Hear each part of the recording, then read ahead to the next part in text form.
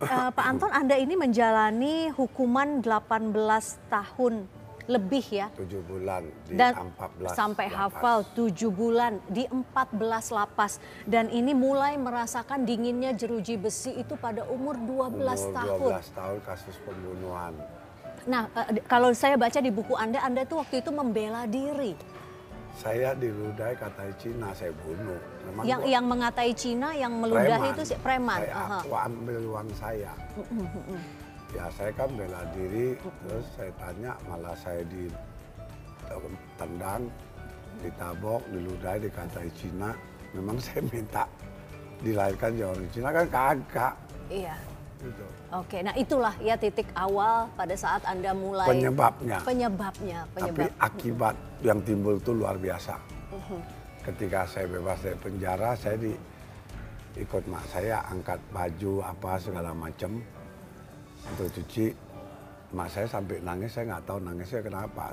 Kayak waktu saya tanya, dia orang bilang anak penjara tukang bunuh orang. Dari situlah saya akhirnya minta permisi, saya berangkat Jakarta. Oke. Jakarta ketemu paman saya, malah saya diusir. Ya udah ngerampok aja lah, ngebunuh, ngerampok jadi hobi. Itu dulu kan Pak? Ya ini kan cerita masa lalu. Iya dulu, tapi itu apa ya, kejadian pada saat umur 12 tahun itu bekasnya apa di diri Anda saat ini? Ya yang pasti saya nikmat dan enak. Maksudnya nikmat dan enak dari segi apa nih Pak? Saya makan, tidur, nggak pusing saya. Karena di penjara begitu? Iya, teman banyak. Teman banyak.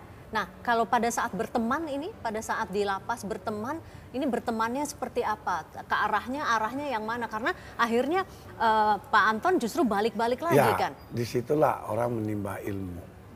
Jadi kalau sering saya katakan polisi itu dulu punya sarjana PTIK, Pendidikan Tinggi Ilmu Kepolisian. Kami bebas dari lembaga pemasyarakat juga PTIK tanda petik. Jadi pendidikan tinggi ilmu kejahatan, karena dia maling kaca sepion sampai maling di bank semua ketemu. Apa pelajaran yang paling berharga dari pengalaman yang Anda dapatkan di jeruji Pengalaman besi? paling berharga itu kita mampu meningkatkan profesi dan tahu celah. Jadi kalau saya ngerampok hasilnya cukup enggak untuk oknum polisi 86, P21 kejaksaan, pengadilan, sampai saya di lapas hidup bisa enak. Maksudnya itu diajarkan, harus diperhitungkan seperti apa? Pakai logika. Kan Bung Karno katakan universitas tertinggi dunia dia ada penjara. Penjara itu hanya mampu membatasi langkah dan visi kita, tapi tidak mampu membatasi akal, pikiran, hati nurani kita. Di situ saya belajar. Mas Erlangga, sejauh mana Anda percaya bahwa apa yang dialami oleh Pak Anton ini masih berlangsung hingga saat ini? Oh iya, sampai sekarang. Betul. Jadi Pak Anton itu sebenarnya ada di dalam kriminologi itu ada penelitian bahwa seorang yang menjadi profesional, ya seorang yang menjadi profesional itu diawali dari first offender, ketika dia pertama kali menjadi pelaku kejahatan. Karena memang seringkali para hakim, para jaksa atau para oknum-oknum penegak hukum melihat setiap kasus orang yang berbuat jahat itu harus diberikan sanksi. Nah, pendekatan ini yang kemudian karena ini adalah pendekatan cenderung pada pendekatan hukum saja tanpa melihat pada aspek yang lain, tanpa melihat aspek sosiologis, psikologis dan lain sebagainya, sehingga kemudian orang yang melakukan tindakan kejahatan harus diberikan sanksi. Lalu kemudian mereka yang melakukan kejahatan ini, lalu kemudian ada namanya yang kedua ada yang disebut dengan pemberian cap, ya pemberian Label cap lah ya. atau labeling. Ya memang di kriminologi ada namanya labeling teori. Jadi sekali orang untuk sudah diberikan cap, maka dia self-fulfilling prophecy. Jadi orang kemudian akhirnya daripada kemudian dibilang jahat-jahat, mendingan jahat beneran kan gitu ya. Nah orang seringkali kemudian betul apa yang dikatakan oleh Pak Anton, orang kalau tidak siap mental, dan memang rata-rata mereka yang menjadi para pelaku kejahatan itu dia ada problem ekonomi, ya problem psikologis, ya problem sosial dan lain sebagainya, yang kemudian mestinya mereka mendapatkan bantuan ya. Mas Erlangga, Anda mengatakan bahwa masalah di Indonesia soal penjara yang over capacity dan sebagainya ini kan bukan hanya di Indonesia, terjadi juga di negara-negara maju seperti Inggris pun gitu. Iya, dulu tahun 1980-an, tahun 1987 di Inggris dulu, saya dulu pernah menulis di media Indonesia bahwa pada waktu yang hampir bersamaan terjadi peristiwa yang berseri di tujuh penjara. Ya, gara-garanya apa? Gara-gara over capacity. Ya, lalu kemudian karena perlakuan. Sejauh mana percaya bahwa ini memang hanya kelebihan, maksudnya over capacity, ada, tidak ada unsur misalnya mismanagement? Ada gitu. persoalan Mungkin lain. kalau ini saya bicara. Jadi gini. Sebentar, saya terusin Ya, Okay. Nanti saya jadi bicara. jadi gini, faktornya sebenarnya ada beberapa faktor yang paling utama. Yang pertama over capacity, dan kemudian orang kemudian akhirnya karena di situ sering kali bertumburan ya, karena terlalu padat, akhirnya kemudian orang sering kali mengalami konflik. Lalu kemudian perlakuan dari pihak aparat yang seringkali juga menganggap bahwa para narapidana dianggap warga negara kelas 2 yang bisa diapakan saja. Wajar kalau kemudian orang melakukan reaksi yang keras terhadap sistem pembinaan. Sistem pembinaan yang ada itu tidak berjalan dengan baik. Ya. Mestinya kan orang yang ini kan proses, ini adalah reintegrasi sosial. Bagaimana orang supaya bisa berintegrasi kembali ketika keluar dari penjara, ya. Makanya ada yang disebut dengan probation, ya. Ada yang kemudian ada namanya bebas bersyarat. Supaya apa? Sepertiga ketika menjalani masa tahanan. Maksudnya seperti itu, tapi faktanya di lapangan kan akhirnya berbeda. Pak Anton, Anda mengatakan orang itu masuk penjara itu tadi Anda mengatakan wah enak, makan enak, begitu ya, tidur sudah disiapkan, tapi di satu sisi sangat beban gitu. Itu kan tindak kriminal umum yang saya lakukan. Karena ada kondisi sosial massa yang tidak normal. Waktu itu PKI kan, persoalan di situ. Nah, saya ingin katakan, kita orang narapidana, tahanan di dalam, ketika dia masuk udah timbul masalah, keluar pun masalah. Ada hukum tertulis, kita selesai jalan harus selesai. Tapi hukum tidak tertulis lebih kejam dari hukum tertulis. Seperti apa tuh hukum tidak tertulisnya, Pak? Ketika kita selesai hukuman, selesai dong. Tapi itu saya alami kan, tukang bunuh anak penjara. Akhirnya mau nggak mau kan, frustasi. Iya. Karena di-label seperti itu ya Pak, udah selesai masa tahanan tapi tetap di-label. Nah, saya ingin melihat sorot terakhir kasus Bengkulu ini. Saya katakan, napi bermasalah, lapas bermasalah, BNN mau menyelesaikan masalah, tapi menimbulkan masalah. Maksudnya? Kenapa timbul masalah? Tidak satu pun kasus narkoba tidak membenci polisi. Sementara ini didorong terus digerebek sama mereka. Petugas LP, satu lapas itu 1.600, Bogor, Rajak sekarang dekatnya. Yang jaga 7 orang. Begitu polisi gerebek, kira-kira polisi keluar, terjadi pemberontakan, siapa yang bantu? Harusnya mau gerebek oke. Tapi diantisipasi oleh aparat yang punya senjata. 7 orang nggak pegang senjata. Polisi datang dengan senjata, gila saya bilang. Tujuannya baik tapi caranya salah. Loh, memang harusnya pendekatannya seperti apa? Ntar. Nggak, kira-kira harusnya pendekatannya seperti apa? Saya ingin sangat sulit. Ya. Pertama, tahun 64, Dr. Saharjo merubah menjadi sistem pemasyarakatan. Sistem pemasyarakatan tidak boleh ada diskriminasi. PP 99 2012, illegal logging, illegal matching, terus dipikor narkoba, teroris. Mereka tidak bisa PB, tidak ada remisi. Harapan apa mereka kelakuan baik? Nggak ada. Sementara petugas sendiri, saya ingin katakan, petugasnya tidak mencukupin, SDM-nya kurang, banyak persoalan tidak adil. Bagaimana satu kamar bisa buat 30 orang? Itu kentut aja bisa berantem. Nah ini satu kamar sampai 30, pernah di Bogor, dulu pernah diliput, satu kamar 9 orang dimuat 103 orang wanita. Saya dakwah, saya duduk tengah mereka. Artinya kalau ada pemberontakan, ada kabur, ribut, saya anggap ini sangat manusiawi.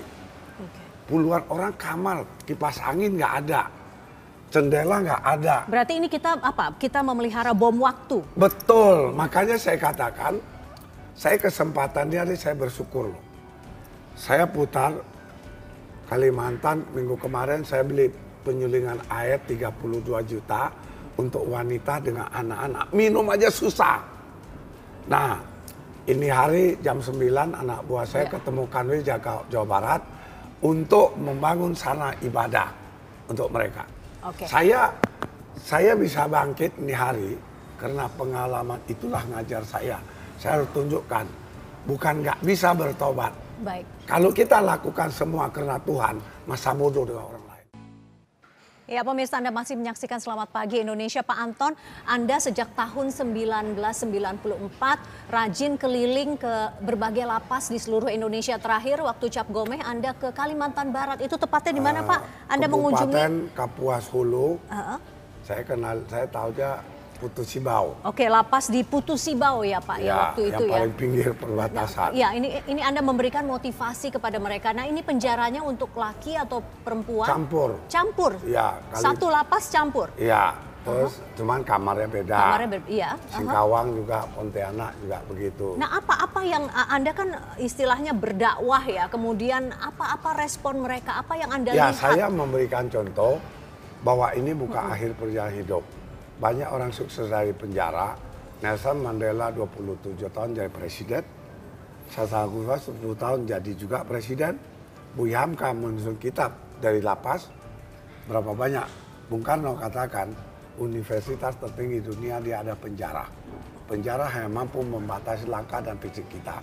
Tapi tidak mampu membatasi akal pikiran kita. Saya kasih motivasi. Tapi saya lihat. Apa yang Anda lihat Pak? Begitu saya baru sampai, saya belum sama, saya lihat mereka itu kayaknya orang putus asa. Hampir rata-rata kasus narkoba putus asa. Kenapa? Mereka pemakai dihukum 4 tahun, 4 tahun 6 bulan. Denda 1 miliar kalau nggak 6 bulan. Rumahnya aja nggak ada 50 juta. Jadi saya lihat frustasi dalam itu cukup besar. Nah mereka itu rata-rata kalau saya udah sampai kelakuan polisi, mereka gembira banget. Maksudnya sudah sampai kelakuan polisi, mereka gembira ini apa? Ya cara saya ngambil, ya kira nggak 86 sih, ya katanya. Jadi. Maksudnya berdamai? Iya, mereka nggak punya uang. Nah akhirnya mereka masuklah ke sana. Sehingga ini bom waktu. Kalau begitu ada pemeriksaan, disitulah mereka akan adakan perlawanan. Kalau siang, kalau malam kan dikunci masing-masing. Nah, saya lihat ini harus segera diatasin. Pertama, PP 99 itu membatasi hak-hak napi itu udah salah.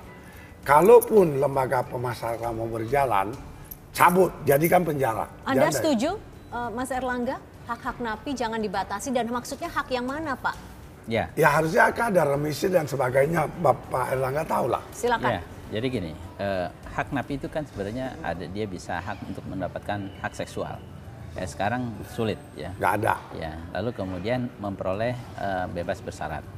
Ya, lalu kemudian bisa dapat remisi. Ya, biasanya remisi itu bisa cuti juga, ya, bebas. bisa cuti dan juga kalau orang sakit bisa dibawa keluar, ya, bawa ke rumah sakit. Nah sebenarnya hak-hak ini sebenarnya ada, tapi barangkali mungkin kita melihat konteksnya. Kalau memang sebuah lembaga pemasyarakatan, memang tidak semua lembaga pemasyarakatan yang over capacity, tetapi kemudian tidak ada pembinaan. Ada memang beberapa lembaga pemasyarakatan. Karena ada beberapa ya contoh sukses pembinaan ya. Mungkin salah satunya adalah contohnya misalnya Bapak Suud Rusli yang dulu didakwa untuk pembunuhan Direktur Asaba. Ya kan? Ya. Dia itu sosok yang sukses, yang istilahnya berbalik lah. Akhirnya justru menjadi motivator bagi teman-teman napi yang lain begitu. Nah kemudian beberapa kasus di Pondok Bambu juga banyak sekali teman saudara-saudara kita yang justru berkarya dalam seni maupun lagu dan sebagainya. Jadi apakah Anda setuju bahwa sepenuhnya gagal konsep lembaga pemasyarakatan? Kalau faktanya juga masih banyak orang-orang yang masih bisa berkarya dari balik jeruji. Konsep sistem pemasyarakatan atau di lembaga pemasyarakatan bagus ya, apa yang disampaikan oleh Pak Anton, ya Pak Dr. Saharjo yang kemudian Menggagaskan, ya? menggagas kemudian bahwa bukan lagi masanya ya adalah orang yang melakukan satu tindakan kejahatan kemudian dimasukkan di dalam penjara. Penjara kan konsepnya adalah membuat orang jadi jerah. Meskipun sebenarnya salah bukan untuk jerah. Jadi pemasaran untuk pembinaan. Iya. Jadi bukan untuk penjeraan. Jadi adalah untuk proses. Tadinya sebenarnya ada beberapa konsep. Yang pertama untuk resosialisasi, tapi kan sekarang bergeser mengarah kepada reintegrasi sosial. Nah, orang masuk ke dalam lembaga pemasyarakatan adalah mestinya ada proses pembinaan, ada proses interaksi antara petugas dengan narapidana. Nah, lalu saya supaya jelas, ini ada, ini berjalan. Maksudnya tapi yang mana? Tadi pembinaan, paket C, paket B, itu semua ada. Ya. Tapi nggak jalan semacam mestinya, supaya jelas gitu. Ya, konsepnya. Nah, persoalan dasar ini ada masalah PP 99, orang stres semua dalam itu. Apa yang paling membuat stres, Pak? Mereka nggak ada punya harapan apa-apa. Soal harapan itu? Iya. Saya bisa tobat, dulu di dalam saya bisa dapat 3 bulan, 6 bulan dalam 1 tahun remisi. Nah ini nggak ada. Maka saya bilang, kalau ini PP 99 2012 pemicu ini, kalau ini jalankan sistem pemasyarakatan, haram hukumnya. Kalau mau kembali ke penjara. Bagaimana Pak Erlangga? Ya sebenarnya kan gini, kasus orang tidak mendapatkan revisi itu kan untuk kasus-kasus tertentu aja ya. Jadi Pak, illegal logging, money laundry, teroris, tipikor, narkoba. Ini 64% narkoba di dalam. Iya, ya artinya tidak semua kasus ya. Jadi sebenarnya cuma memang sekarang jadi problem utama itu adalah sekarang sejak tahun 90-an yang tadinya narkoba atau narkotik itu tidak masuk di dalam jajaran 3 besar terbesar, sekarang sudah masuk di dalam urutan yang paling besar. Yang tadinya pencurian yang paling banyak, ya, pencurian yang paling banyak. Sekarang masuk itu narkoba. Ya, lalu kemudian sekarang kasus-kasus korupsi.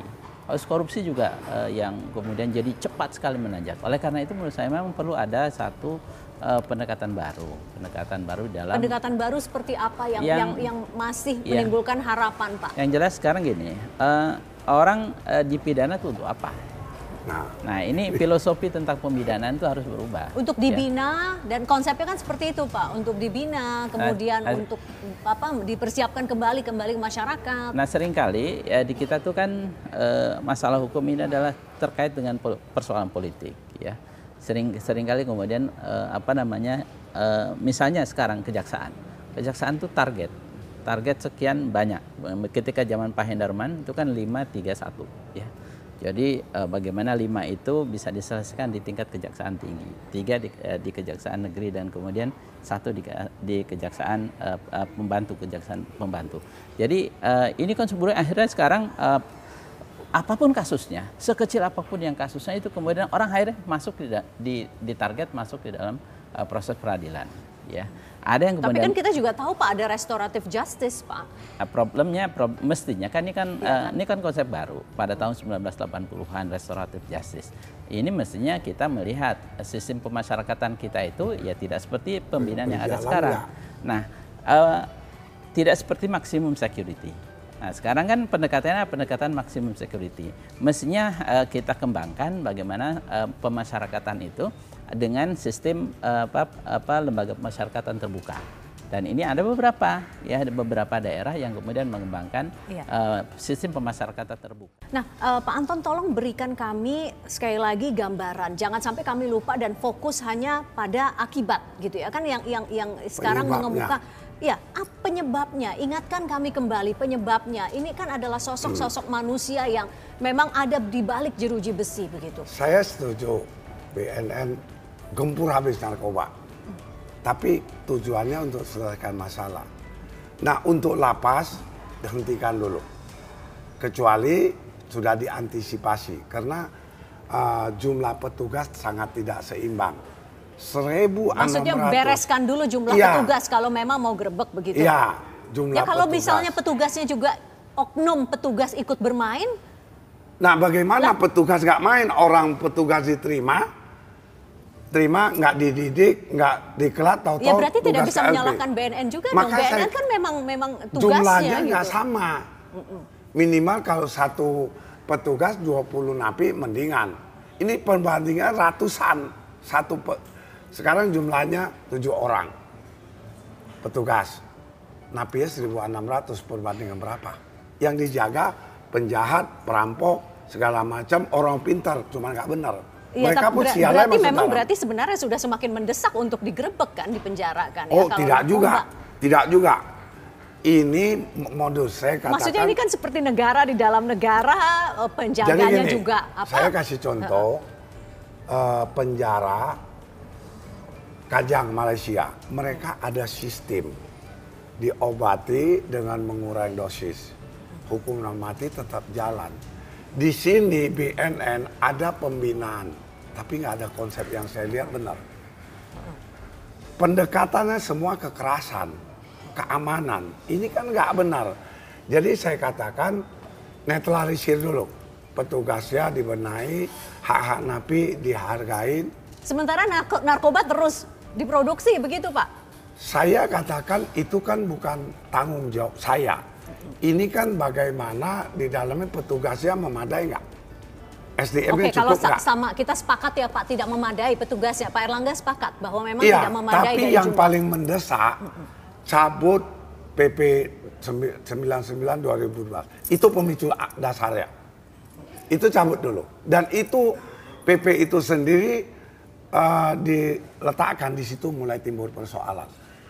Jadi tidak perlulah revisi apa segala macam. Oke, itu yang satu itu. Kemudian apa? BNN jangan gerebek dulu. Itu solusi yang Anda berikan. Boleh sebelum- gerebek, tapi dengan catatan diantisipasi petugas harus jaga. Mas Erlangga Anda Abri setuju? atau apa? Ya, memang Gerebek gitu. tapi petugas harus jaga. Ini- Sementara Bantu, banyak backup. oknum. Ini kan oknum banyak terlibat begitu kan? Oknum, saya sampai ini hari yang saya tahu ada 87 petugas lapas di penjara. Yang di penjara terlibat itu, cuma nggak diekspos saja. Ini memang kita harus pilah ya. Pilah ini sekarang persoalan petugas, yang kita soroti petugas. Yang kedua persoalan over capacity. Yang ketiga soal penanganan, ya sistem penanganan narapidana. Lalu kemudian melakukan eksekusi, ya misalnya penggerbekan dan lain sebagainya. Itu kita pilah-pilah. Yang pertama soal petugas, ya memang harus seimbang. Petugas harus punya kapasiti yang bagus, ya harus punya intelektualitas bagus, harus punya metode bagaimana melakukan proses pembinaan. Lalu kemudian over capacity harus seperti apa? Sekarang mungkin perlu seperti apa? Sekarang tergantung anggaran negara. Sekarang misalnya orang yang khusus korupsi mungkin penjaranya dipisah, narkoba mungkin dipisah. Lalu kemudian khusus untuk kekerasan jalanan seperti pembunuhan, kekerasan dan lain sebagainya mungkin dipisah. Supaya apa? Ya, dan ini juga harus dipisah-pisah bloknya terutama. Ya, sekarang sudah berjalan atau di masa yang lalu sudah berjalan ada blok. Pengeblokan itu juga sebenarnya manfaatnya bukan soal pemisahan supaya orang tidak belajar kejahatan antara satu sama lain, tapi sebenarnya adalah karena dalam penjara ada geng, ya geng juga sumber kerusuhan. Ya lurah juga kadang-kadang suka nggak diperhatiin, ya. Di penjara kan ada lurahnya, ya, yang menjadi dia menjadi penghubung antara petugas dengan para narapidana. Lalu kemudian ketika melakukan penggerbekan, misalnya ada kasus kejahatan, misalnya ada narkoba di dalam segala macam, itu memang harus terintegrasi. Nggak bisa kemudian langsung penggerbekan, tetapi harus koordinasi. Tapi lagi-lagi harus dicatat, ya. Seringkali kadang-kadang ada oknum petugas yang kemudian menginformasikan kepada pihak narapidana. Tapi yang jelas ini kita semua sekarang masih carut marut ya di dalam penanganan masalah narapidana ini, sehingga kemudian banyak masalah-masalah yang kemudian tidak tertangani. Yang paling utama sebenarnya adalah penanganan pembinaan terhadap narapidana. Saya kira gini, Mas Erlangga, saya berharap dengan peristiwa Bengkulu jangan sampai terjadi lagi. Bagaimana supaya sampai terjadi lagi? Ini kan kita kasihan lihat petugas lapas di Caci Maki. Dan sebenarnya bukan Bengkulu aja, Kerobokan saya tahu pernah. banyak. Jadi Palopo pernah. Segala Ya. macam. Nah, saya minta Dirjen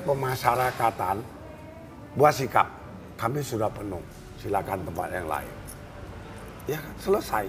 Oke, nggak bisa seperti itu kan. Nanti di mana? Gimana Ya dong? sekarang gimana kalau begitu kita dipaksakan, sementara petugas SDM-nya nggak ditambah.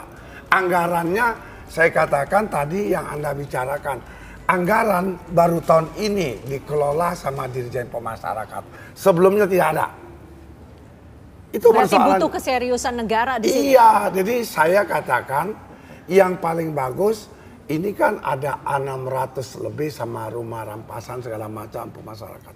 Harus ya sudah terpisah, dia otonom, baru bisa benar. Kalau masih di bawah, karena di kehakiman saya lihat ya 45.000 petugas.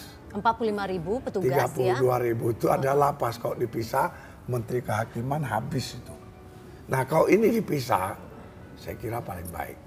Kenapa kejaksaan bisa pindah, polisi bisa pisah? Kenapa lembaga pemasarakatan sudah sekian banyak? Nggak bisa pisah. Kalau ini pisah, mungkin kecepatan untuk memperbaiki itu lebih mudah. Berarti tadi kalau misalnya berbagai masalah ini tidak diselesaikan satu-satu, over capacity, mismanagement, kemudian pembinaan dan sebagainya, Bapak masih melihat harapan bahwa dalam waktu depan 2 atau 3 tahun kondisi penjara di Indonesia akan jauh lebih baik? Jauh lebih parah. Dengan kondisi yang jauh lebih parah, Anda masih berniat untuk keliling ke seluruh penjara di Indonesia? Saya lakukan semua karena Tuhan, bukan karena manusia. Saya tetap jalan. Pamrihnya kepada yang di atas. Ya, jadi saya katakan, kecuali mereka cabut ini dulu, supaya orang nggak frustasi. Orang nggak bisa tenang. Udah nggak tenang, nggak dapat remisi, tidur nggak nyaman. Tidur ada yang jongkok loh, ada yang pakai sarung. Saya bilang ini kalau mereka berontak, keluarganya saya minta tuntut semuanya ini. Itu kan tahanan 55 yang mati. Tuntut, saya siap bantu mereka. Baik tenaga maupun finansial. Supaya apa? Saya nggak benci ke lapas. Supaya kita semuanya melek, bisa perbaikin. Coba nyawa orang loh. Jadi saya katakan ada dua. Pertama PP 99 ditangguhkan dulu, netralisir. Orang kan tenang. Nah kedua, rekrutmen petugas lapas yang handal, dikasih pendidikan minimal 6 bulan. Ini enggak terima langsung masuk. Yang dihadapi semua penjahat, napi, orang pintar nggak ada yang tolol. Sial aja mereka masuk ke dalam. Nah untuk BNN, saya dukung sepenuhnya habisi narkoba, karena narkoba ini lebih jahat dari komunis. Dia tidak kenal status sosial, tidak kenal umur, berantas habis. Tapi coba sebelum bertindak, dampak-dampak akan timbul. Kalau misalnya dia mau gerebek itu LP, gitu gerebek tentara masuk, awasi langsung. 3 hari aman itu. Oke, baik, dengan berbagai keterbatasan lembaga pemasyarakatan kita, walaupun dulu Dr. Saharjo niatnya adalah untuk kembali membina mereka, kembali ke masyarakat, mempersiapkan mereka, tapi faktanya di lapangan memang masih jauh dari sempurna. Tapi jangan tutup mata juga Pak, masih banyak contoh sukses para napi yang justru belajar bercocok tanam, kemudian belajar berkarya dan sebagainya. Dan Pak Anton, Anda walaupun di dalam bilang bisa, di luar mereka ada masalah. karena ada label itu. Ya. Oke, apa yang akan Anda katakan? Bapak, saya tahu Anda keliling atas nama Persatuan Islam Tionghoa Indonesia, Anda berkeliling berdakwah. Apa yang Anda katakan jika seorang narapidana merasa sudah tidak ada harapan lagi dan kejahatan adalah pilihan satu-satunya untuk bertahan hidup? Apa yang Anda sampaikan ke sosok tersebut? Saya ingin katakan kepada teman-teman saya narapidana, kita harus konsekuen. Jalanlah tanggung jawab perbuatan kita. Kalau alasan keluar sulit segala macam, ayam aja nggak ada mati kelaparan, kenapa kita takut mati kelaparan? No, anak istri saya bagaimana? Keluarga saya kan harus hidup. Oh banyak kalau masih mau usaha. Tuhan tuh menghamparkan berkaya Republik ini. Faktor gengsi hilangkan. Nah yang paling penting. Tapi kalau salah satunya, kalau saya misalnya harus bertahan hidup ya, dan kejahatan adalah pilihannya karena nanti keluarga saya akan berharap saya keluar dari sini ada untuk hidup. Nah saya harus bekerja sama dengan teman-teman lain yang ada di LP saat ini. Kalau tidak, saya tidak bertahan Jadi, hidup. nah, Saat itu bagaimana? saya- Apa yang saya- Anda akan saya ingin sampaikan? katakan gini. Apa yang Anda akan bekali Gini. kepada saudara kita? Kita jangan selalu menganggap pintu tertutup. Teori maling kita pelajari. Kalau pintu tertutup dia bisa jendela, bisa lewat genteng. Jalan tuh banyak. Yang penting kita yakin nggak bahwa Tuhan tuh tidak mematikan umatnya.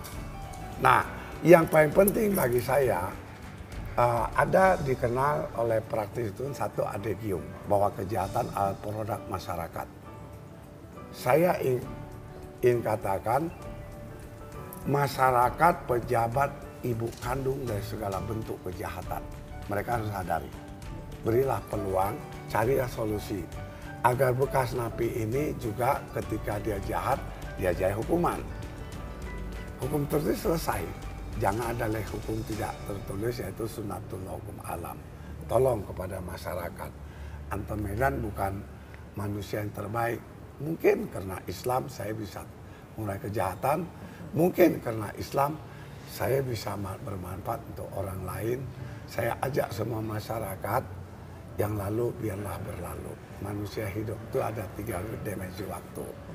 Masa lalu, masa sekarang, masa yang akan datang. Yang lalu adalah cermin. Yang sekarang mau kemana? Agar hari esok lebih baik dari hari ini. Dan hari ini lebih baik kemarin. Oke, bagaimana kalau Anda menghadapi bagaimana Anda kalau menghadapi sosok yang putus asa? Ini kan karena Anda nih keliling berdakwah terus nih ya Pak ya. Saya bantu. Oke, kalau putus asa tapi sama dibandingkan sosok dengan yang tetap semangat karena memang nanti pada saat dia akan keluar, dia akan semakin cerdas, semakin canggih. Bagaimana dia mengoperasikan sebuah tindakan kejahatan begitu. Yang mana yang lebih sulit bagi Anda? Ya itu kan pilihan. Ada langit, ada bumi, ada surga. Bukan ada tanggung neraka. jawab Anda begitu. Anda akan Saya udah sampaikan. Lu mau tobat silakan. Nggak mau urusan lu. Toh Islam juga nggak ada dosa warisan. Ya kan? Tapi saya nggak frustasi. Saya katakan kalau mereka kesulitan, saya punya usaha pecel lele. 348. Semua yang kerja bekas napi. Satu lapak 5 orang. Saya siap nampung mereka. Cuman 2 kasus saya agak berat. yaitu Penipuan dengan narkoba. Saya agak sulit. Tapi lain kasus itu saya bisa. Karena yang namanya narkoba ini maaf. Akalnya 1001 kalau udah sakau. Nggak ketulungan. Semua orang penipuan juga begitu. Karakter. Jadi kalau kasus lain tapi itu. banyak sekali Pak yang selama ini pemakai narkoba tapi sudah berhasil sembuh juga. Saya akan, saya tahulah bahan begini. Baik, Pak Saya Erlangga. ingin katakan gini, saya siap bantu mereka, saya lagi siapkan pesantren, memanusiakan manusia. Saya akan gunakan sistem metadon. Oke, baik. Terakhir Pak Erlangga, catatan terakhir Anda kalau mendengar apa yang telah disampaikan oleh Pak Anton Medan.